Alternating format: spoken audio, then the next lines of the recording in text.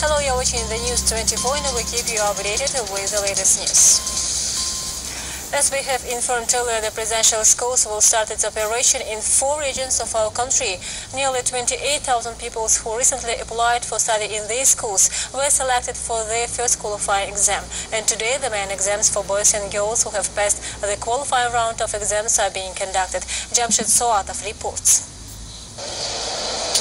Today is one of the important days in the life of these children. The decisive exams for entering the presidential schools of Uzbekistan have started. The quotas are limited, therefore each applicant carefully prepared for this process. Those who successfully pass all the stages will be able to get the right to study in this educational establishment. If several applicants have scored the same points and exceed the established quota, the admissions committee will interview the applicants. Recall the presidential schools were established in accordance with the presidential decree on measures for education of presidential schools and are aimed at creating a system for managing talents and training future leaders of the country. The main goal of them is to facilitate the education and learning system of talented children through the use of advanced technologies in the educational process, to support and encourage talented youth, as well as to ensure the upbringing of an intellectually rich and advanced generation. The first schools will start functioning from the 2019-2020 school year in Namangan, Nukus, Khiva and Tashkent. Presidential school will function as boarding schools.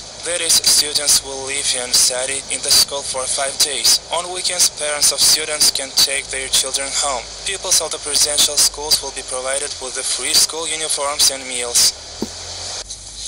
During the presidential visit to Horizon region, investors from the United Arab Emirates, Saudi Arabia, Malaysia, Russia, Turkey and China presented a series of large projects. These are currently in the process of being realized. Aside from that, the region is working on attracting investment, stimulating entrepreneurship and exporting. This regional program is facilitating the improvement of their business climate. As part of the regional program, a number of investment projects are being achieved at the expense of local entrepreneurs and bank loans. 412 projects worth 700 billion sums are planned to be implemented within the framework of this program, thereby creating 3,200 new jobs. Preferential loans of World Bank's International Finance Corporation in turn are directed to develop agriculture, particularly to create modern greenhouses and animal husbandry complexes. Moreover, a project to increase turnover of Horizon Automobile Factory from 50,000 to 60,000 was implemented. Nowadays, this Hazorasp Free Economic Zone involves 19 projects, the total cost of which makes up $50 million. One of the recently established companies is Hazorasp Textile, which has a capacity to produce 5,000 tons of cotton yarn annually, thanks to a commissioning of investments worth 85 billion sums. This establishment resulted in creation of 300 new jobs. This project helps us to use energy-efficient technologies to provide reasonable prices for customers and to reach foreign markets faster. Over the course of last 6 months, direct foreign investments were allocated, the amount of which constitutes about 96 million sums. Another big project is Develop Textile. The total cost of the project is $4.16 million. According to a company director, 400 new jobs will be created here. Moreover, it is expected to produce 2,600 tons of knitted fabrics. Bulk of the products are planned to be exported to European countries, particularly to Germany. Apart from this, tourism sphere is also growing in Horizon region. During this year, overall 64 hotels are planned to be established. 35 of them already started their activity. In addition, about 80 projects worth $46.6 million are being implemented thanks to the World Bank's International Finance Corporation.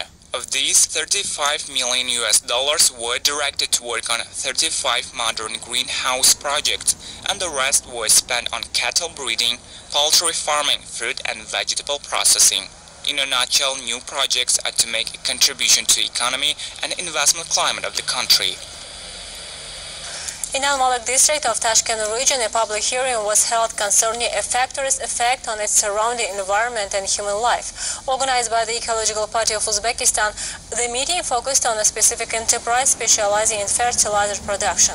When the producers' activities were called into question, ecological rates and research were organized to establish the facts. The details come up in our next report. Modern industry ideally ensures the safety of its production processes, both for the environment as well as adjacent fauna and human life. The geographic location of the city of Almalik, with its crossroad of material streams, permits for transportation via road and rail. This is exactly the reason this factory is located here. Currently, it produces nitrogen and phosphorus fertilizers using phosphorate rocks from the Kizilkum deposit. Its annual productivity is 217.5 thousand tons of phosphorus, 51,000 tons of nitrogen, and 200 tons of monohydrate. The plant has a three-step control process for safe production, and they are working on reducing production waste. Thus, over the last 6 months of this year, the factory has safely disposed of 60.5 thousand tons of phosphogypsum. However, there are still over 195 tons of vanadium catalyzer to take care of. Public hearings were organized in response to numerous requests from citizens concerned about the effects of this facility on the surrounding environment and on the health of people living in the area. Ecological raids and analytical research was conducted. At this plant, there are 36 types of polluting substances. Of these, 7 account for more than 98%. When the maximum permissible concentration levels were approved, the enterprise was given clear instructions. First, to conduct non-stop automated control and monitoring of pollution sources. Second, ensure the constant production control of the machinery being used. According to results from studies of air samples conducted at the beginning of this month, some compounds exceed the established maximum permissible concentration levels, especially close to the factory. Hydrogen sulfide exceeds by 2.5 times, ammonia by 1.07 times, and nitrogen dioxide 8.8 times. We have 3 outposts in Almalik where we monitor air pollution levels. We have observed 10 harmful admixtures in the air now: dust, sulfur dioxide, carbon dioxide, nitrogen oxide, phenol, solid fluoride, hydrogen fluoride, ammonia, and nitrogen.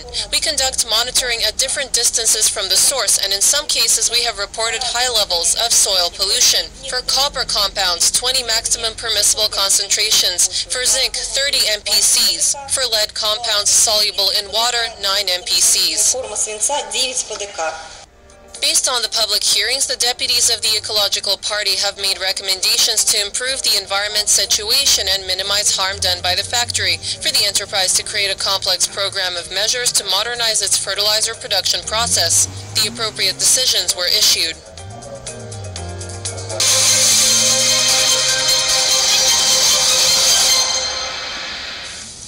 Recently, the capital city hosted a graduation ceremony of those who finished 4 months course on retraining specialists of the Institute for Studying Youth Problems and training qualified personnel at the Academy of Public Administration under the President of the Republic of Uzbekistan. Over the course of 12 weeks, students received the necessary theoretical knowledge as well as the opportunity to apply their skills in practice, organized by a number of ministries, departments and local governments. In the process of practical training, students were able to try on the role of managers, leaders, specialists in financial management, and learned how to make decisions in a complex environment. Graduates prepared dissertations on various topics that were submitted to the State Attestation Commission. Здесь, конечно, мы очень многое получили для себя. Here we learned a lot and broadened our minds. In our educational process, we were taught such subjects as strategic management, which is vitally important in today's economy. Apart from that, subjects, for example, innovation management, psychology of leadership, and others. I think those subjects will help us develop in the future where we see ourselves as leaders.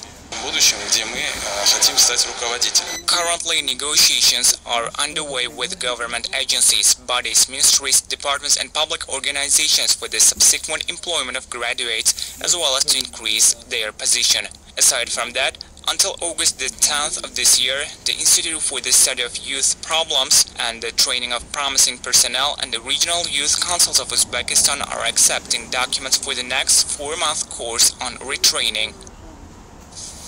Recently, Cinema Art, the magazine published under the foundation of the national agency Uzbek Film, tells about the Uzbek and world cinema news, interviews with famous world directors and actors, as well as industry analysis and critical articles. The detailed content of the magazine will be revealed in interview with its deputy director.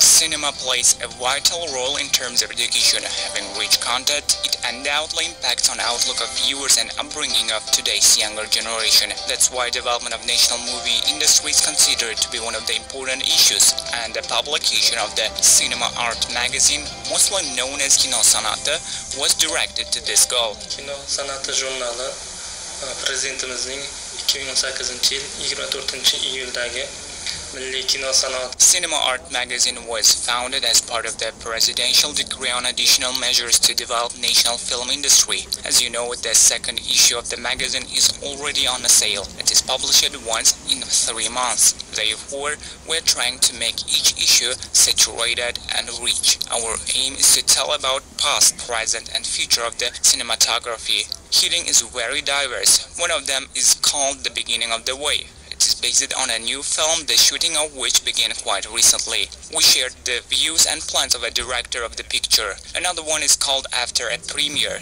This rubric involves impressions of audience and film critics. Thus, we make thorough analysis of films. You know, criticism, as in all areas, is needed in our profession. But work never hurts. Aside from that, readers can enjoy interesting facts of the world films. I also wanted to mention that from the second issue, we added a heading titled Casting, where you can find out about new but very talented actors. On the third one, we'll again try to add something new to delight our readers. The film industry is constantly evolving, and we want to acquaint people with the ongoing changes in this sphere. This was our last report for this hour. Stay with us on Uzbekistan 24 TV channel. See you next time.